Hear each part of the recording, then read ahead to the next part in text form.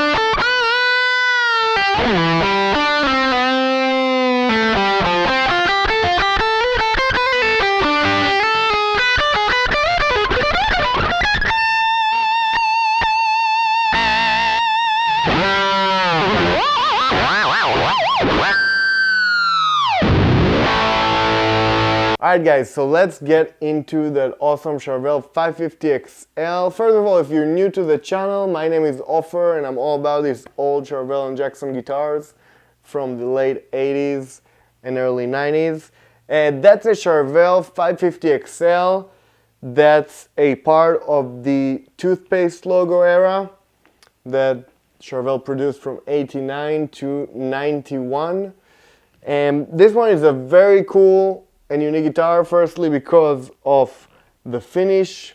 That's a magenta finish, I believe it's called, and it's very nice and reflective, and it changes kind of tints. I'm colorblind, so I don't know if I'm the right person to talk about colors, but I think everyone can agree that it's a very cool color.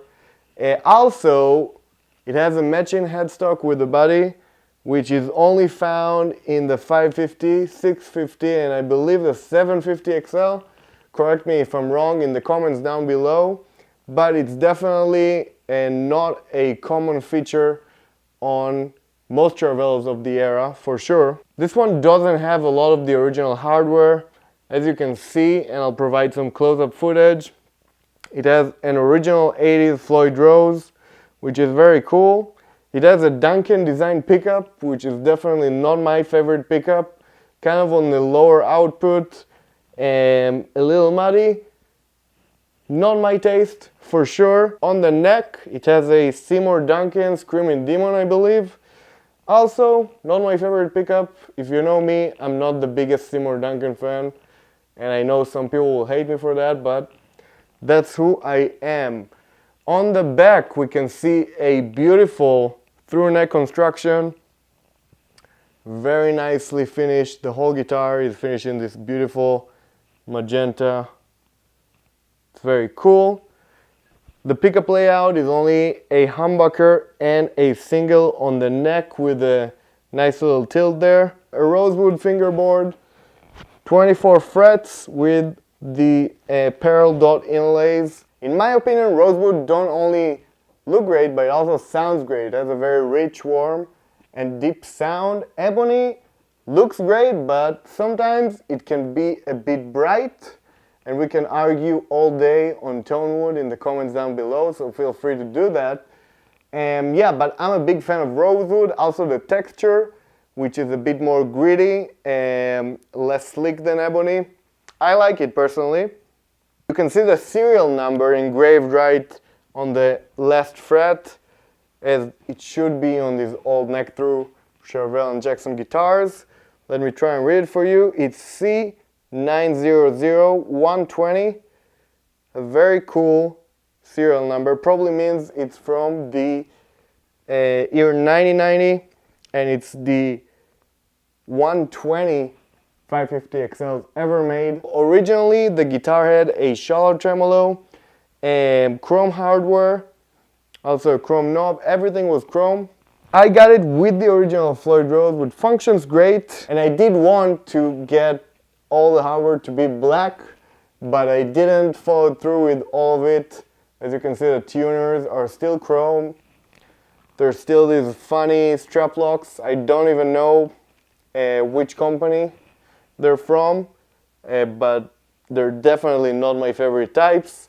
You can see it still has the chrome posts from the shallow tremolo. And yeah, as much as I love the guitar, it's actually going back to the original owner, and I'll tell you exactly why. A couple months after I got the guitar, the guy actually reached back to me, and he was a super nice guy to deal with. The transaction was super smooth, and I could just tell he's a sweetheart. So a couple months after I got the guitar, he reached out to me and he told me he really misses his guitar, and if I'm going to sell it one day, he really wants me to sell it back to him, and he even said he'll pay any amount of money and so on. So of course I told him I love the guitar. At the moment I'm not planning to sell it, but if I will, you'll be the first to know. And just recently I got 2 new guitars, which I'm going to share with you very soon. And I just figured, you know, maybe it's the right time to let this one go. Even though I love it, I love the finish, I love the way it plays, the neck profile, everything about it is right. But I just fell for the guy, you know. He missed his old guitar. As I said, the guy owns it from the early 90s or so, and he told me it's a very sentimental guitar for him. And who am I to part between a man and his beloved guitar? So about a week or 2 ago, I contacted the guy and I told him that I'm planning to sell the guitar back to him if he still wants it. And I was very touched to see his response. He was very happy. He actually called me and thanked me personally, which was very touching. I've never done anything like that. I've never sold a guitar back. That's the first time. It's a great feeling, so I just wanted to document the guitar before it gets out of my hands, because I know it's a very rare model. As you know, the 650 XL and the Model 6 are both way more notorious than the Model 5 and the 550 XLs. So I just wanted to show this awesome guitar to you guys and share some sounds, even though these are not the original pickups, so it's not very reflective of the original sound of the guitar. You can still hear it's very resonant.